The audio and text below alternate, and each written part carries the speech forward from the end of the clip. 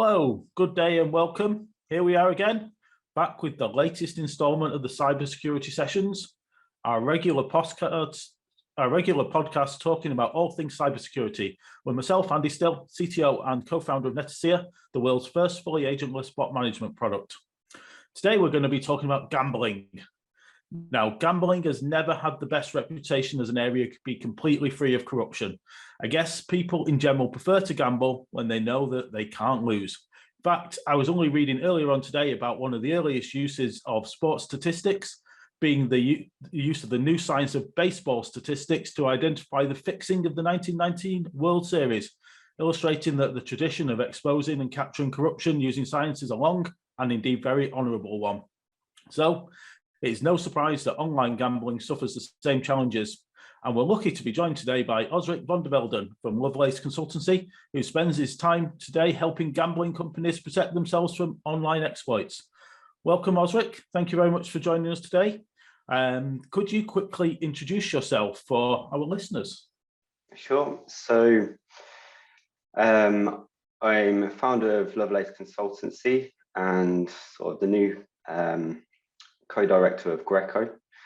Our background is, well, we've spent many years specializing in protecting operators in the online gambling industry from an array of techniques that essentially lead to unintended losses. So this ranges for a whole diverse mix of areas within any given operation. So we focus on multi-accounting, duplicate accounting, process abuse in relation to AML, fraud rules and verification, content bugs, content and bonus logic interoperability issues, integration issues, advantage play, collusion, affiliate fraud, bonus logic, bugs and flaws. And as I say, more recently, we've started development on the world's first commercially available gameplay risk engine, which is Greco. Thank you very much, Ozric. And I think what we've got from that brief introduction is the fact that the amount of different challenges faced by online gambling companies, it's an ever-expanding list, and all of which you're actively working to try and help companies prevent. We can't talk about all of them today, but I think there was one in particular that you have recently started seeing an increasing source of compromise, and you've given that the rather nice name of Ed, and Eddie, the Ed and Eddie problem. Can you just tell us a little bit more about that? Yeah, so the wider topic is duplicate accounting. So the Ed and Eddie technique is one particular type of one particular process of achieving that, which we named after Ed, who's co-director of Lovelace. He likes his beer, and he's been known to extend his free trial periods, and so we gave it the name the Ed and Eddie technique. So just to explain sort of what duplicate accounting is then, so in simple terms, it's the process of creating more than one account using a single identity. And there's several reasons why someone might attempt this form of abuse, and it ranges sort of from quite innocent to extremely fraudulent. So there's the case of subscriptions and, prolonging subscription periods or the incentive periods. But you can also remove limits on product purchase limits. So things such as limited supply trainers, for example, or event tickets. Or regaining access to sites that you've been banned from, which is obviously a big issue in the gambling industry. Or repeatedly taking advantage of affiliate links or free samples, or as I mentioned, sort of promotions. The other big issue that we're seeing is CPA fraud as well. So if you can create multiple accounts, you can essentially, as an affiliate, be incentivized for each account you create.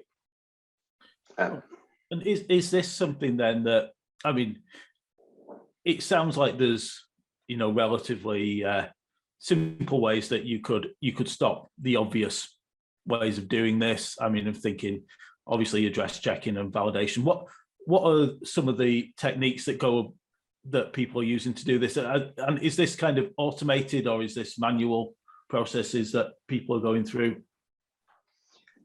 So I'll go through some of the techniques. It's a mix of manual and automated, to be honest. So there's the ed and eddy technique that we've talked about, which is a simple case of changing your details every time you register, subtle changes to your registration details in order to scale. So ed and eddy, for example, would be a change of name that may be seen as different in a duplicate account system. Then there's more sophisticated techniques. So there's, we call it manual manipulation, which is the process of changing your details within an account. Essentially what this, if a system is only looking at the most recent details for a player, this can essentially allow the player to create multiple accounts with the same data by simply changing the data after they've exhausted whatever reason they created the account. So in the case of the bonus industry, quite often someone will create an account, exploit the welcome offer, change the details, and then create another. And then there's sort of social enrichment, social engineering, or kind of manual override, as we call it.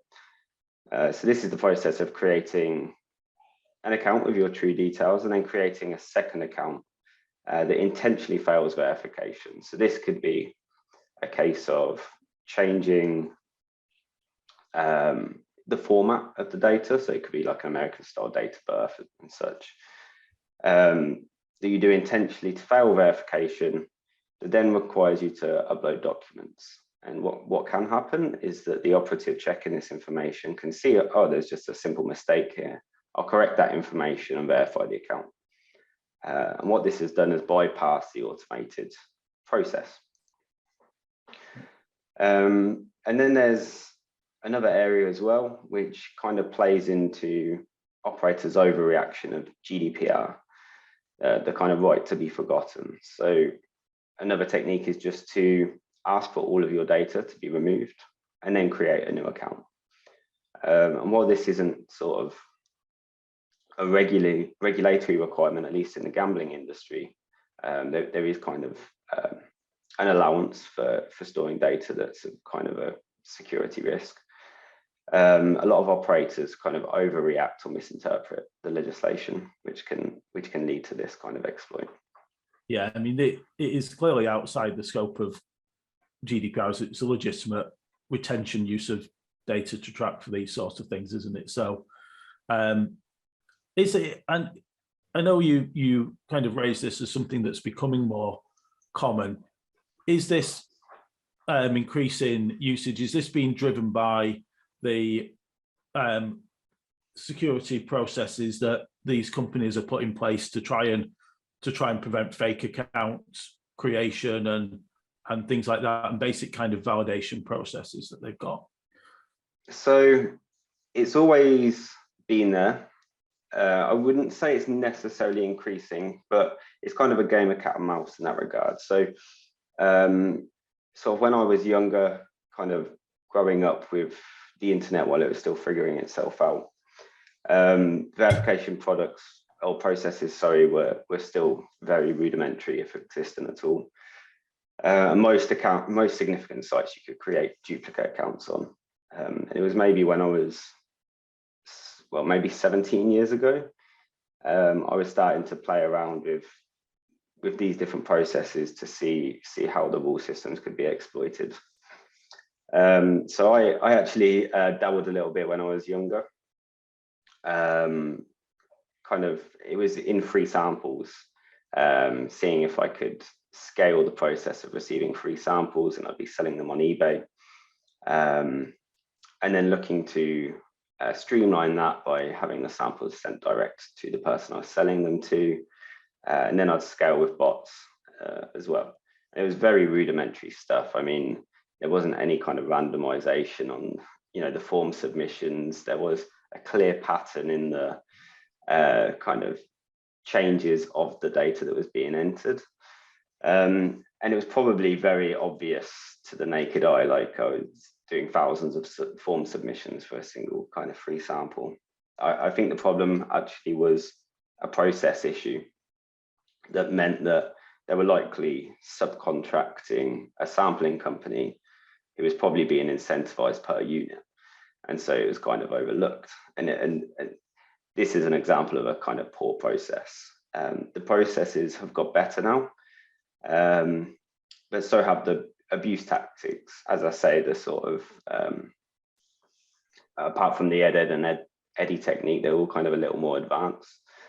And it's really down to each company. So there's pockets of knowledge all over the place. It wouldn't be fair to generalize, but there are still many sites out there that are very vulnerable in this regard. So it's a need for process improvement, just generally. And do you think that, I think it's interesting just to pick up on the fact that the companies actually may not be incentivized to do this if they're subcontracting about that. How much of these process changes you think are not being made because it's ways of either the company themselves or subcontracted areas of the company making money out of this? I don't think that's necessarily, at least not in the industry I'm working in, the issue anymore. There's just other kind of misalignments. So there's a whole world of complications to the solutions that can be kind of imposed to solve these problems. One of them being, so people do lose access to their email addresses and want to register again.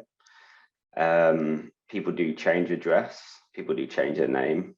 You know, people's details change, and you know, just working off someone's date of birth isn't going to, it's going to have a lot of false positives.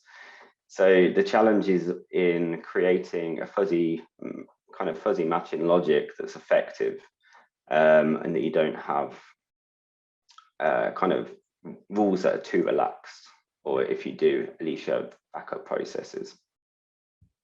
Yeah, and I going back, this was many years ago when I first graduated. I had a data entry job, and one of the responsibilities was to check for duplicates, and we did actually end up in the situation where there were two people who were actually twins, so they had the same date of birth, the same address, the same second name, and one letter different in their first name, and they continually were being brought up as a data entry error because they were seen as too similar, but it was legitimate.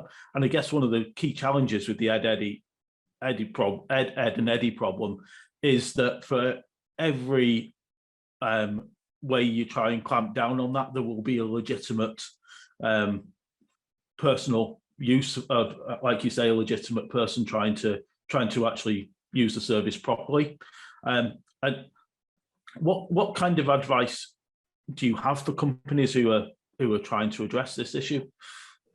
Well, there are some sort of basic solutions. I mean, there's a lot of basic problems still out there that could be quite easily fixed. So I'll kind of go through them. So in the case of the ed and eddy technique in the gambling industry, I mean, the gambling industry does have age restricted content, and so they, you know, legally, at least in most regulated markets, require some form of background verification. The way this works is it's a slight play on the ed and eddy technique in that the person's looking to make the name different enough to bypass the duplicate account detection system, but similar enough to fall within the margins of deviation of the verification system. And so that's very easy to solve. Either the rules need to be aligned, so you've got two kind of mirrored processes, or you need to kind of put a limit on how many people are verified as a single identity for your verification process. And then there's the kind of social engineering aspect where I talked about somebody sort of going in with mistakes in their details and trying to get a manual override. That could be solved with somebody just doing a manual duplicate check before approving any account. In the case of GDPR, it's just a case of, having a better understanding of what your rights are in that regard. So there's a lot of easy, quick wins out there. Obviously, there's a lot of nuances and complications along the way, depending on, like I say, your processes for how people change address, or, people, like you say, that are twins even. There's nuances that need to be sort of given acceptance. Yeah, I mean, not like any security problem process, it's about balancing the risk of stopping legitimate activity versus the risk of stopping illegitimate activity. I think it's I think this is a real challenging area, because the sophistication that we're seeing in the kind of attackers out there and the tooling available, even the growth of kind of legitimate single-use credit card numbers being generated for specific uses, which mask a single card behind this, is already reducing the kind of strength of using credit cards as a single source of validation. I think as we're starting to see some of the tools to allow people to hide their identity behind other areas for legitimate or at least semi-legitimate purposes in some case, I think that just throws another challenge of course onto those companies, which I guess keeps you on your toes. Absolutely. As the industry becomes more sophisticated, so do the opposition. Like you said, this is one part of a wider process. I mean, payments having a nightmare with virtual, like you say, virtual cards and disposable card numbers at the moment, because again, now the payment process can be scaled as well. So you can create multiple accounts without the need of recruiting or stealing additional identities. You can scale the payments with a single bank card. And it's, there's sort of widespread understanding now of browser, IP, and device fingerprinting as well. So the sophistication level there has grown also. So it's a constant battle trying to stay one step ahead, essentially. So I think we're getting towards the end of time now. If you had one last piece of advice you wanted to give to companies with this issue, what would it be? I think there's a lot of pride in the industry, and everybody thinks they have a competitive edge, which limits data sharing. And I think it's important that operators come together, either through us or directly, to kind of understand what's happening to other operators and collaborate on coming towards a solution. Well, that's great advice, and thank you very much, Ozric, for your time today. And hopefully we can get you back at some point in the future to talk more about Greco, which sounds a very interesting project, Absolutely. potentially game-changing project for yourselves and the industry. So thank you very much, and thank you everyone for tuning in today. As usual, we'll subscribe. We'd love to hear your feedback. We have a Twitter account at cybercriminals, or you can email him to podcast@netacea.com. Thank you very much, and we will see you again in the next episode.